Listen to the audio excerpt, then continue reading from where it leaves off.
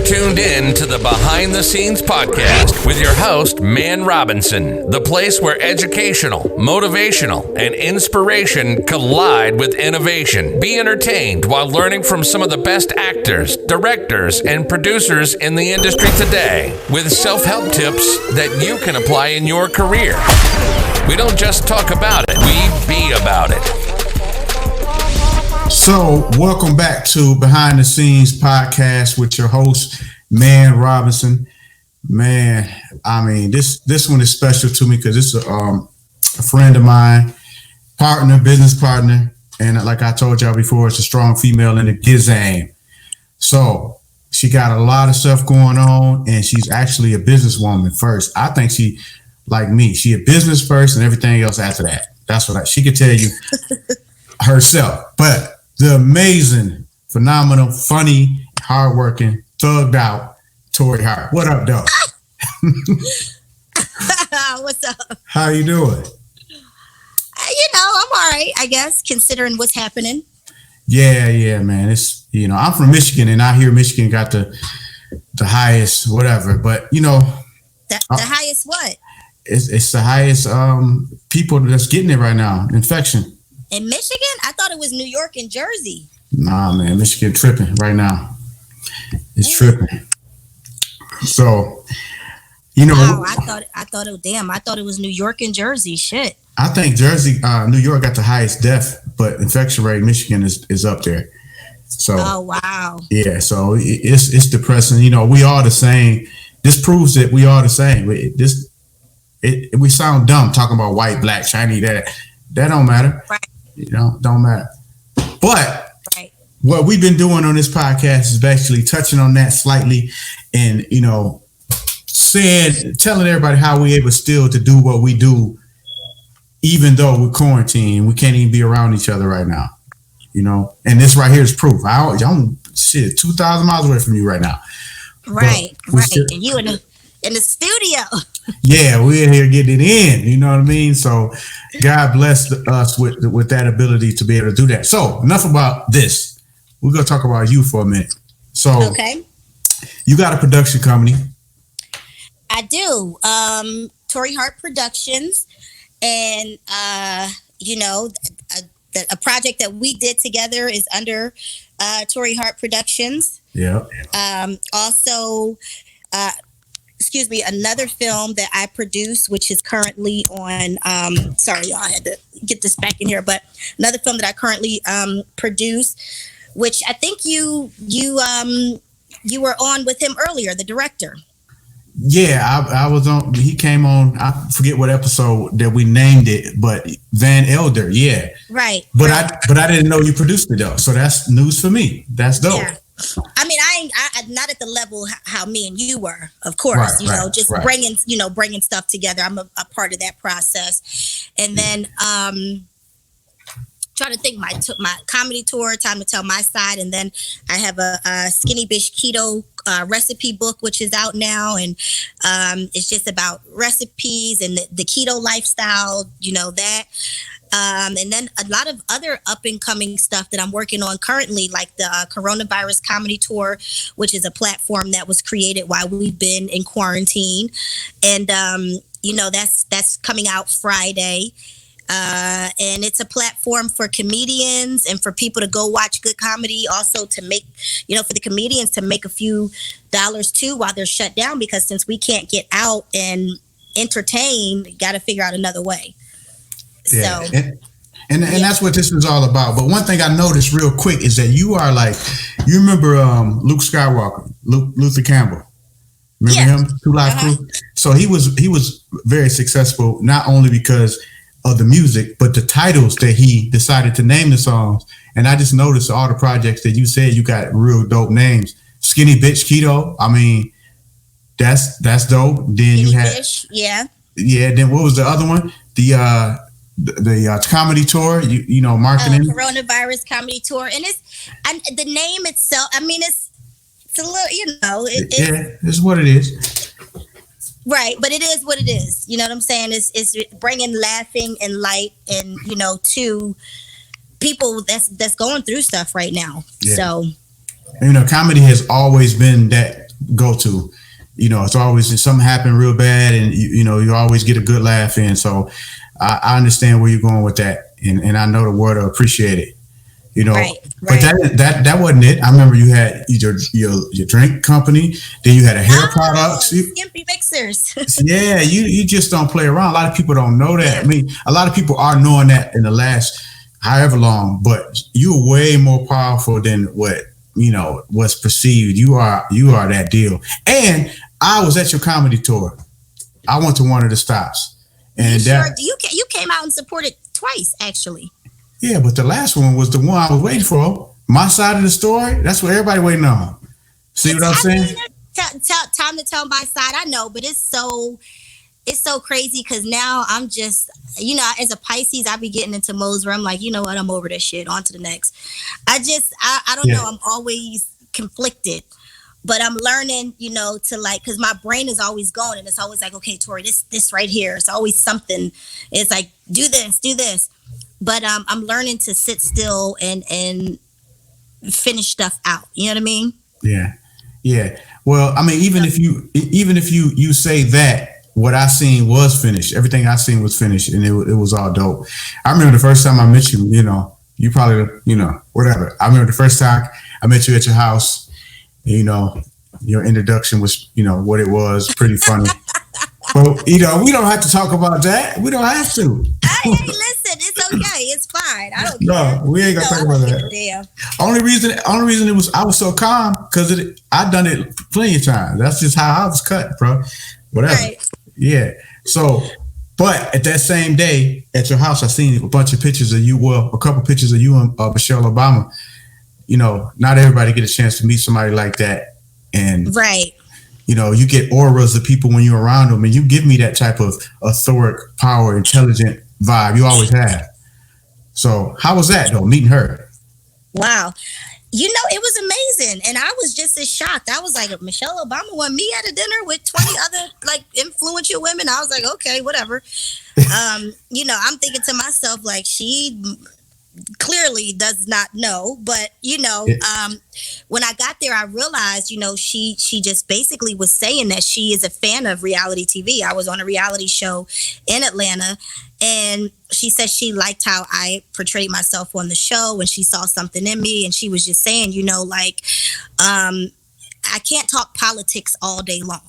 She's like, I have to have an outlet. And she was like, and that outlet is reality TV sometimes. And so she said, and you were very entertaining on there. And, so that's how I got the opportunity to meet her. So for people who say reality TV is so this and that, it's like, oh, okay, well, whatever. I got to meet Michelle Obama, launch a product, got another gig from doing that, launched another career from that. So I was like, well, I mean, maybe for y'all, but for me, I actually like reality TV. Yeah, I do too. But I think that was a personal thing. Some people are on reality TV and they just faking the funk. At my studio, actually, in 2019, I'm not going to say their names, but it was a bunch of cast members on a reality show that's hot in Atlanta. And they were all in my writer's room writing their next episodes, like coming up with storylines right in front of me. And I'm like, because it's produced. Yeah, it's heavily produced. Yeah. And they like talking to each other, the girl and the dude, and they like, how can me and you act like we dating? It was, okay, that's what it really is. But not all of it, all of it. But I mean, the people have to understand it's entertainment. Like if we come on there all sitting down praying, talking about kumbaya, my Lord, like nobody's gonna watch that. People they watch certain things to get, certain types of entertainment. We don't watch Love and Hip Hop to, get the scripture. Okay. We don't watch it to hear people praying. We watch it because it's ratchet and there's some fun and drama that's going to come with it. Yeah, so they're doing something right. They've been on for like 16 years. So evidently they're doing something right. And it's catapulted to reality TV to be what it is. But let's talk about the other side though. So of course, today's topic is strong Black women in the industry and leading in the industry. And you are definitely a power figure, in the game, having your own production company. And let's not sugarcoat nothing. I mean, you were married to Kevin Hart for years. Mm-hmm. You were there in college with him, everything. You from day one. And he is, like you said in your tour, you can't do nothing without hearing this nigga name. That was a funny part. I just heard it. That was funny. But I just heard it. I just did an interview before you, and I was like, listen, I'm not talking about him straight up. Like, I don't feel like doing that because it's just like, it's at a point where I'm just like, it is what it is. That's my baby daddy. You know, it's my kid's father, my ex-husband. Cool. We know that, you know, but I'm just over it. You know, I'm over it. Yeah. Yeah, you are over. You've been telling me that. But my point is that you are your own person, your own individual, and you are making a way in the industry. So right now, you know, we pitch movies all the time. Man, I write a script and I send it off to BET and other places, and they always come back. You know, we want if it's not a black woman movie, we want it at least to be one of the characters be a strong black woman. That's always what it is. So how you feel about that? You know, that's what's in right now. You know, that's what's running the industry. I mean, black women are taking over from producing to directing. I mean, look at all the black women directors that are taking over the game, you know, to executives, to agents, to managers. Like, they're knocking down doors. Yeah. So, of course, you know, that's what needs to be seen. Yeah, and when you think about it, like, that's the audience anyway. Like, that's the audience and the actual talent. So that is one of the things when we did Turn, you know. So when I met you, and I told this story, I forgot who I told it to, but when I met you, you said, I said, so there's a role we're working on right now, and it's a music exec, and you said, man, I'm not trying to be no sugarcoater, bro. I need to be who I am, even on film, and my character got to be raw dog. Right. And we created Rita Robison based off of that and the way that you did it. So how did you get into that? How does that work for you? That role, Rita Robison. Can you tell the people about that? Well, you know, low key, that's who I am. I mean, That's what I'm saying. I mean, you know, I'm all like, it's crazy because I have so many music connections that I don't use. Actually, up until recently, though, I will say I've been like working with artists and consulting and using my resources with which is another thing people don't really know, but they'll see later down the line because I'm keeping that hush hush. But just tapping into everything that I have, all the resources that I have around me. And, you know, I've always been intrigued by the music industry. So for me to be able to play a big time CEO, boss lady, you know, that's like, oh, this is who I think I am anyway, you know, so I can definitely play that role. And then, you know, to kill somebody, you know, I was in the Army. I'm a vet, so I've always been fascinated with guns and weapons and G.I. Jane, like that kind of stuff, jumping out of airplanes. You know, I've done that, bungee jump. So I'm always interested in action and adventure. And then there's the sexy side to me too, which I get to be sexy. I use my sex appeal. So, you know, I just felt like, wow, that's just me. She was just me. So why not just do it? Yeah, and you're right. Every element of that was reached: the sexy, the thug. And you don't like me calling you thug, but you thugged out, man. That's just the way it is. I know, but I didn't know. I'm like, damn, I'm thugged out. Yeah, you thugged out, man. And the brains, the thugness, everything. So a lot of people have seen the movie now, so we can say she killed Benzino in the movie, man. She let him have it. It is what it is. And it was so real. It's everybody's favorite part of the film. And just how everybody worked together, it was just dope. And that sparked. Wow, that was their favorite part. Man, you ain't here? Oh my goodness! I'm getting so many. I don't be knowing. Maybe because I'm on the West Coast, I don't be hearing this. It's a write up out there. I think I sent it to you. It's a write up. A black woman wrote the write up, and she was like so happy that it was a powerful black woman. Same thing you just said. All the elements: the sexy, the powerful, all that. Okay. Yeah, and that scene and her to stand up to a man, you know, kill him. Whatever was dope. I know it's so bad when you like to kill them. I know. Yeah, I had to murder. Yeah, and then she say, "Well, man, why you call me thugged out? Cause you like guns and shit. That's why." From Philly. But you know, any actress, you know, most. I don't know. I guess it just seems like it's like you have to play every type of role. I mean, I played, you know, the mom. I played a judge. I played a cop. I've played a detective. I've played a prostitute. You know, I played the homegirl. Like, I mean, you gotta, you know, play every role. So I agree. Speaking of that, I'm perfectly single. I actually seen it at a screening in Atlanta a few months ago.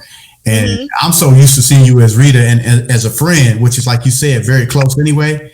So to see you in that role was, you not that nasty, you not that mean. So it was like, okay, she really acting here. You know what I'm saying? How you were with I forget, Cuba, not Cuba, Omar Gooding. Omar Gooding. He did a great job too, by the way. He killed that. Yeah. And so he held his own playing your counterpart. But that character though, the way you tapped into that is like, okay, so that's not really her, but it was dope. Yeah.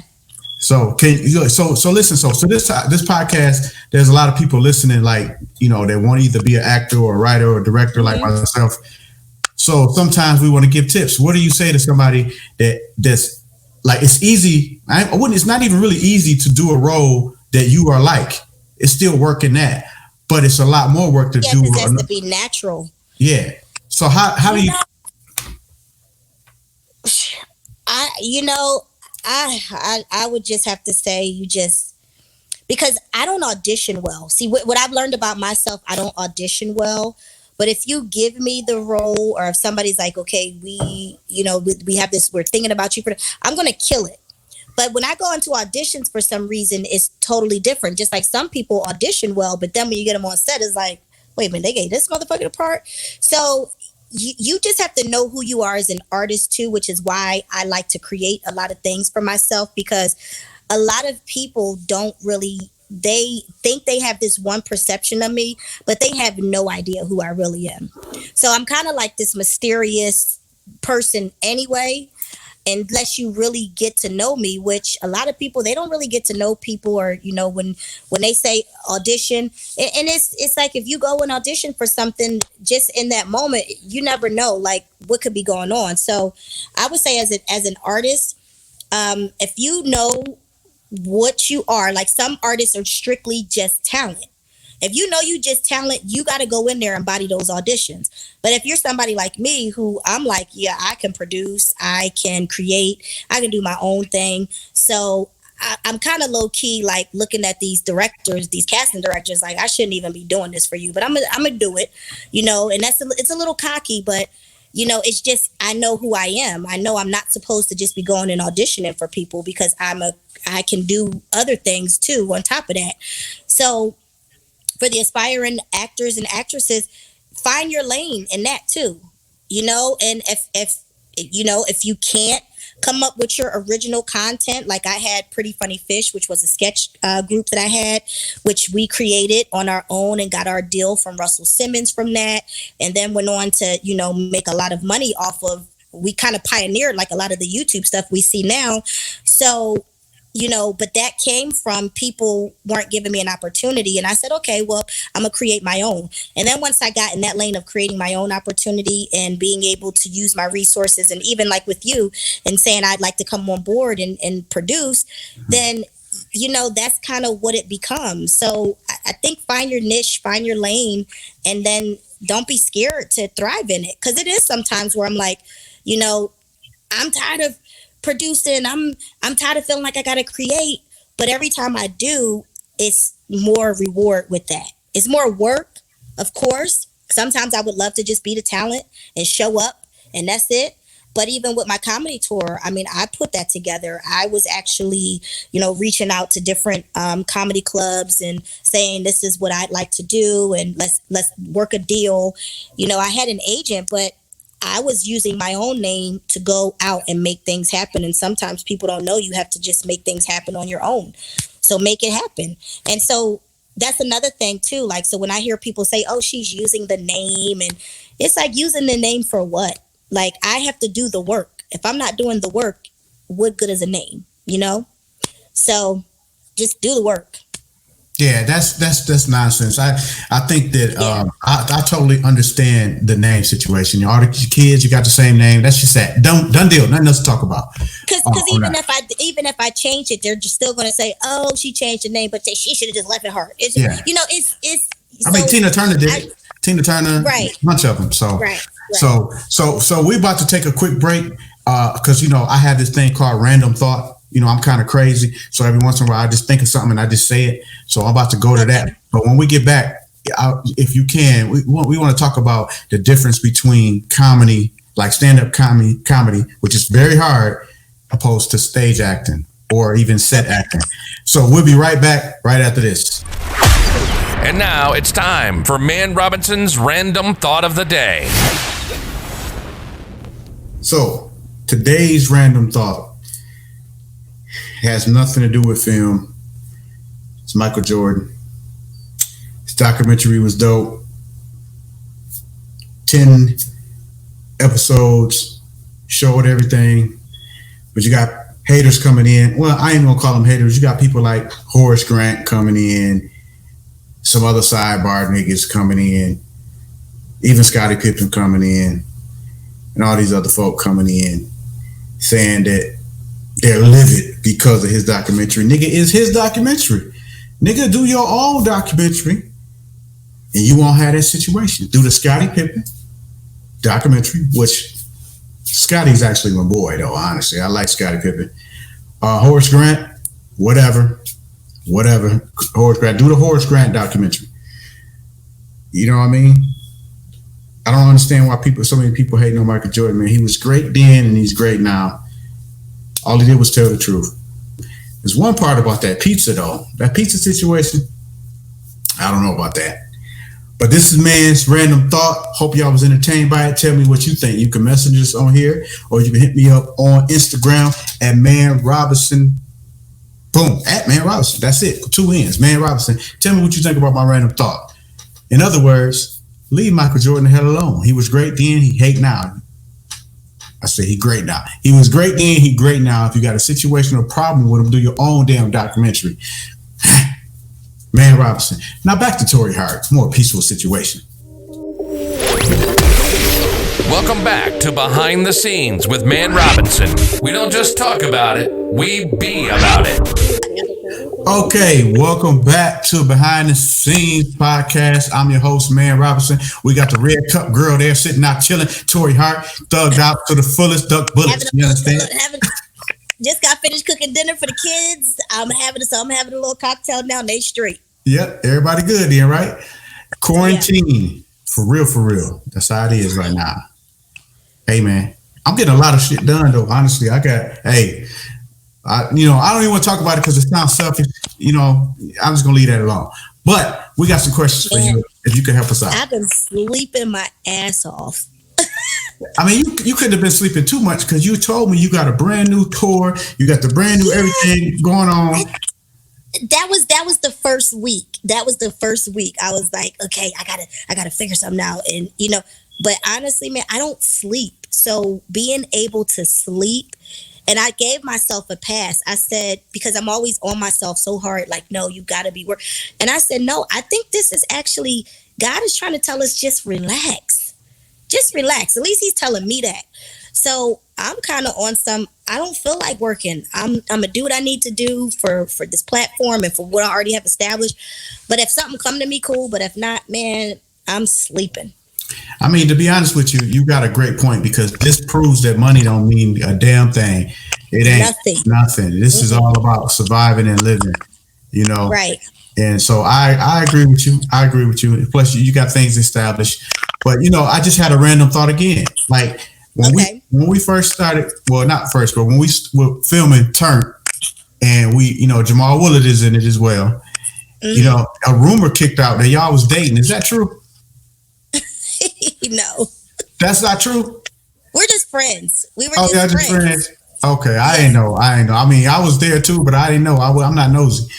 I don't know. No, we were just friends. We were just like, of course, in the film, we were very close. I had a love scene with him in the film. Yeah. But no, we were just friends and we were hanging out a lot. And, it looked good for the project or whatever. But no, we were just friends. Just friends. Okay. Well, just friends. That's cool. And y'all did a great job together. Especially that scene that you're talking about was fun to edit. I'm not gonna lie, it was fun to edit. So So let's. It was. So and you know what? He's funny too. Like Jamal Willard is actually a pretty funny dude. He just doesn't show it. Yeah, he is. Yeah, he's hilarious. We even talked about comedy and stuff, but I was like, I said I can help you, but if you're not serious, no, because this journey, the comedy journey, is the hardest journey there is when it comes to entertainment. So if you're not serious, then I'm not wasting my time. Well, so now I'm glad you said that, because that segues me easily into, can you tell the audience the difference between stand-up, how hard it is? Because a lot of people don't know how hard it is, opposed to being on set and being an actress. Well, stand-up, there is no cut. So if you're on stage and one of your jokes don't land, yeah, you're just like, oh shit, okay. That was supposed to be funny. That was funny when I tried it at home and tried it on this person and that person, but this audience isn't receiving it. So you have to keep your cool. You know, you really got to be, because there's been moments where I've never been booed or anything like that, but I've had moments where certain jokes hit super hard somewhere else, and then I go somewhere else and these jokes ain't hitting at all, and I'm like, wait a minute, okay, so I got to bring this back. I got to figure some shit out. So not only do you have to be good at improv, you have to be good at stage presence. You got to be good at commanding the audience. You got to be good at thinking quick on your feet. You know, fill in the room when you first step out there. You know, you got to look around. You're always, if somebody drops a glass, you got to be ready to address that right then. You don't just act like it didn't happen. You got to make a joke out of that. You always just have to be quick on your feet. So, you know, with acting, you can fuck up because they're going to say cut and we can redo it. You could do it take after take after take. But with stand up, no, you got one shot to get it right. So even stepping out there on stage, I remember my biggest show that I did to date was with Cat Williams. I opened up for Cat at the Microsoft Theater in downtown LA, and it was like 12,000 people. And, you know, for me, it was just like, okay, I got one shot to go out here and kill this shit. And Cat told me if I ain't funny, when I get off stage, he gonna come and he gonna talk shit. So, you know, so that's pressure right there. He's like, you gonna make these 12,000 people laugh, T, da-da-da-da-da. And I'm like, all right. So in my mind, I'm like, okay. And I can't let him see me sweat, you know, because I'm thugged out, as you say. Yes, so I'm like, man, I'm about to go murder this shit. I'm gonna warm it up for you. I'm gonna get them ready for you. Shit. So, you know, I went out there though with that confidence, and you have to have that confidence. It's a confidence that, you know, a lot of people don't have. And even sometimes when you're out there, it's still even hard because, like I said, if something doesn't work, it can play on you. So it's tough, but if you love it and you get a high off of it, which you get a high off making people laugh, and then once something works, it's like, oh, I got to keep trying this again and again and again and building on it. So it's dope, but it's very tough. But it's dope when you start to see the rewards from it. Yeah, but I know comedians have been in the game personally for 20 years, 15 years, and they still going at it. They're still going at it. And not everybody pop like Kevin did. Not everybody pop like Cat and all the other ones. Right. And they just keep going and going on. Because it's you got to have something else too. And that's why you have to love it, because everybody's not going to pop. But there's people at levels that are making $1 million a year that people don't know, or there's comedians that make like $500,000 a year, 250, you know, but they're not famous, but they're hitting the road, and they're hitting these road gigs, you know, and they're on the road a lot. So, you know, those people are making buku bucks, and they're making a living off of what they love. Now, they may not be famous, but they're still doing what they love, and they're making a living from it. That's why you have to love it, and you got to be ready for that journey. Because if you're not somebody who wants to be on the road all the time, then comedy is not for you, because you have to hit the road in order to blow like that. You have to. And stand up, doing sketches online, that's not stand up. And that's another thing people have to understand. Sketches does not make you a stand up comedian. They just make you a funny person. Does not make you a stand up comedian. Yeah, I agree with you. I don't know a lot about comedy except for I love it, and I have a lot of comedic friends. and I watch people on stage. I even watched you. You know, when you were on stage, I wasn't there just to support. I was watching you, and you commanded the stage, man. You were very sharp. I think somebody hackled and you went right at them. It was So you were dope. So if you had a choice in your final, I know the answer to this, but I'm gonna ask you anyway. Okay. To pick acting or stand up, which one would you pick? Acting. You picked the acting. I was wrong. Because that's where I started. See, a lot of people don't understand that either. That's where I started. I've been acting since I was yay big. And I love it. I love being on set. I love, being able to go back in and create these different characters, because there's a lot of characters that live inside my head anyway. So I get to get this character off. Like, even when I'm going through stuff in life, it's so crazy. God will give me a role where I can use that and get it off my chest, and then boom, I'm done. So I love acting. I love it. Oh, wait, I mean, I do too. And another thing, I don't use my acting outside of my craft. Like, I know some people, some actresses and actors, they actually act for a living and not for like their job. So in real life, I'm not going to be out here doing certain things to get a job. Like, it is what it is. If you don't like me like this, then cool. But I'm not going to act outside of my craft. When you say lights, camera, action, boom, that's when I start acting. Other than that, no, I'm not going to be acting a certain way with people acting fake, acting phony or whatever. Like, I just can't do that. Well, I wouldn't expect anything less from you, man. I already know you 100 all the way around. Yeah. So yay big means you were young. So our audience don't understand. Yay big, a long time ago. Oh, yeah. Yeah. So y'all talk about. So is it safe to say that you started doing stand-up around the same time as Kevin, or did y'all do it together? No, actually, we met in a theater arts class when I was 20, he was 19, at community college. So that's how we met, theater arts. And then we just hit it off from there, because we was always pranksters and jokesters. But I was always in the comedy clubs before I even met him. Not even supposed to be in the comedy clubs, but I always loved comedy.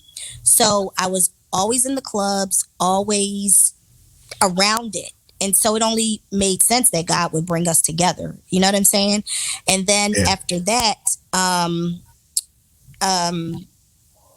he started doing stand-up, and I was there for the first show. And then after that, like almost every show, and I started studying it, not even realizing that that's what I was doing. I was studying. So then after I started studying, I was like, oh, I love this so much, because I got class clown in high school. So I was always a funny person, always doing, stuff like that. And so once I started being around it more often, I was just like, okay, I love this. Like, this is something that I want to do too. And it'll only help me with my acting. It'll make me stronger. And I've been studying it for so long and watching that, boom, I know the formula. Yeah, so, well, you passed the test, because you are definitely funny, and you, like, even in like the movie I just told you about, the what's the name of that? Perfectly Single. Perfectly Single. Yeah. Yeah, even in that one, your comedic timing was on point, and I just told Elder that when I spoke with him. So since the title and the actual topic of this show is strong Black women, or women, period, I shouldn't just say Black women in the film industry. We have part 2 to our movie coming out. We're in development, and it's called Super Turn, because if you could think about turn up, you can only get super at that point. Right. So with that being said, with all the references and all the hoopla we got about the Rita Robison character, she's super turn. Just put it that way. And I can't wait. I can't wait to read this first draft, because I'm so excited about her being super turned. Like, we gotta be super turned, especially since people out here bootlegging the movie. Yeah, I know, man. That's kind of crazy. I ain't know people still have DVD players. It's cool, because I know it ain't gonna make a huge dent, because not a lot of people have them. So it's kind of a compliment that they put bootlegging turn. Right. All that shit we went through to shoot that thing, and traveling here, traveling there, and it's just a blessing that somebody wanted that bad. Right. that they still. And the platform that the major platform it's on now is Roku, right? No, Prime, Amazon Prime. Amazon Prime, and it's on Apple TV too. People, I just don't put it out there, but it's on Apple TV as well. Okay. But Super Turn, of course, is going in a different direction, and we got to thank God for the staple that we have for Turn Part 1, because without that, we wouldn't be able to do what we're about to do now. So, so to anything else, what else you got going on besides Super Turn? And, tell us a little bit about it. Like, what do you got coming up? Oh, well, so, I have my recipe book out now, which is Skinny Bish Keto. So, guys, go to my page, click the link in my bio, get that. Like, it's amazing keto recipes. Like, if anybody's into keto, these recipes are so good. And, I've fallen in love with the keto lifestyle. So, I live by that. And then the Coronavirus Comedy Tour, it's Friday. So guys, go to coronaviruscomedytour.com. Click on that. You can get some of the funniest comedians out right now. There's short videos coming from the home, but it's still comedy. And, you'll be helping them, make some type of income while they're here, because a lot of them can't get out and hit the stages to make people laugh live. So that, and then that's pretty much it for me right now. There's other stuff that are in the works. I can't really speak on just too much, but those two, Skinny Bish Keto and Coronavirus Comedy Tour, and of course, Turn. Keep watching, keep supporting Turn. Yes, ma'am. Yeah. I want to add a point. A lot of people don't know you're a hardworking Black woman, strong, smart. Like we already said all the things you are, but we didn't say how good of a damn mother you are. You are a great mother. I seen you interact with kids. And holding all that down is the whole point of this whole topic of the day. Being a strong woman in the industry and still being able to do the things needed to be done. So, we're family, and I want to thank you so much for coming on to Behind the Scenes with me. Of course. Mann Robinson, and sharing everything that you could. And I hope that the audience was inspired and stayed inspired by the truly inspirational like yourself, Miss Torrei Hart. Thank you. Yes, stay inspired, stay motivated, stay working hard, and just follow your heart. Just, you know where you're supposed to be and where your heart is guiding and leading you and your instincts and stuff. So don't go against the flow. Go where you're supposed to go. Whoa, she done stole my quote. Wait, you say that too? No, yours is better than mine. No. You got a good one. So y'all listen to that. I'm telling you, this lady is powerful. Thank you so much. We as an audience all appreciate you. Thank you very much, Torrei. All right. Love you, man. Love you too. Stay safe and sip some more for me. You too. Okay. All right. Bye. All righty. Okay. Bye-bye. Thanks for tuning in to Behind the Scenes with Mann Robinson. Our aim is to genuinely encourage and inspire you with the compelling stories and content we provide, in hopes that you'll inspire others. For info on upcoming episodes and all things surrounding film, techniques, and motivation, follow at Mann Robinson on all social platforms. View on blackfilm.com, mannrobinson.org, or stream anytime on Spotify and iTunes.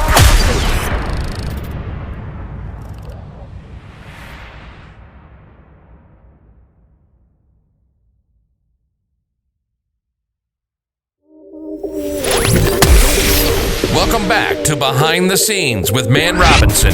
We don't just talk about it, we be about it.